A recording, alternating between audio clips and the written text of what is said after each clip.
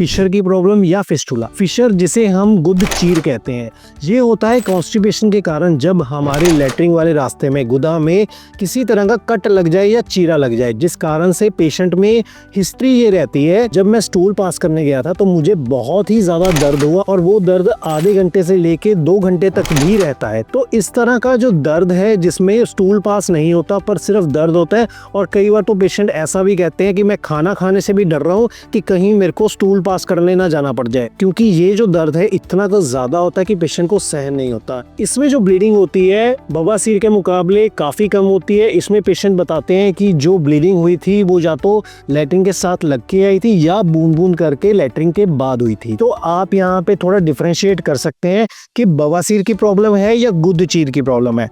इसी के साथ साथ फिस्टुला यानी बगंदर की प्रॉब्लम भी हो सकती है, जहाँ पे पेशेंट को ब्लीडिंग नहीं होती पर पेशेंट के गुदा मार्ग के पास कोई ऐसी फिंसी या फोड़ा बन जाता है जिसमें से बार बार पीक निकलती है।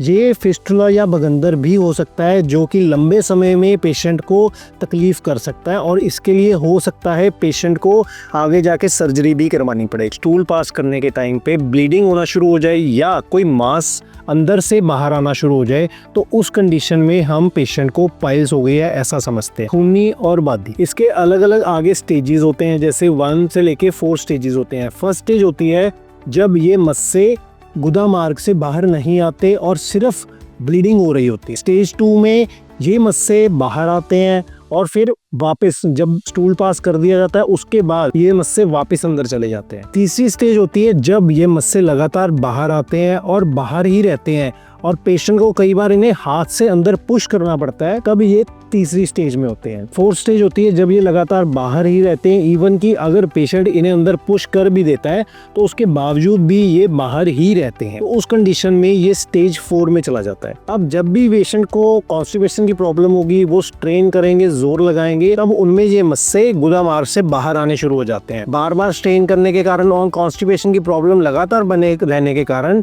ये मस्से लगातार बाहर आते हैं और धीरे धीरे ये अपनी स्टेज में बढ़ते जाते हैं। किसी भी कारण से, चाहे वो फ्रिक्शन के कारण है या स्ट्रेनिंग के कारण है या ओवरलोड के कारण, जब इनमें कोई कट लग जाता है तो मस्सों में से खून निकलना शुरू हो जाता है और यही जो बादी बवासीर है वो खूनी बवासीर बन जाती है। कई बार तो ऐसा होता है कि पेशेंट एकदम से वॉशरूम गया और उसको स्टूल आने के बजाय एकदम से फ्रेश ब्लड देखने को मिलता है, जिस कारण से कई बार तो वो घबरा भी जाते हैं और उनको समझ नहीं आता कि प्रॉब्लम क्या हो रही है। मोस्ट ऑफ द केसेस में ये प्रॉब्लम बवासीर की होती है और स्टार्टिंग स्टेज में पेशेंट को सिर्फ ब्लड का ही पता चलता है। तो ये सब जब सिम्टम्स पेशेंट हमारे पास लेके आते हैं तब हम उनका डायग्नोस करते हैं कि उन्हें कॉन्स्टिपेशन की प्रॉब्लम के कारण बवासीर हुई है। कॉन्स्टिपेशन की प्रॉब्लम के अलावा भी कई ऐसे कारण हैं जिनमें बवासीर हो सकती है, जैसे आप लंबे समय से कोई दवाइयों का उपयोग कर रहे हैं या आपका लाइफस्टाइल काफी समय से खराब है जिसके कारण आप बहुत ज्यादा प्रोसेस्ड फूड, फास्ट फूड या ऐसी चीजें खा रहे हैं या बहुत तेज मिर्च मसालों का सेवन कर रहे हैं, तो उस कंडीशन में भी आपको बवासीर की तकलीफ हो सकती है। अगर इस तरह की कोई भी प्रॉब्लम से आप जूझ रहे हैं तो हमें स्क्रीन पर आ रहे नंबर्स पे कांटेक्ट कर सकते हैं या हमारी वेबसाइट www.barasingha.org पे भी विजिट कर सकते हैं।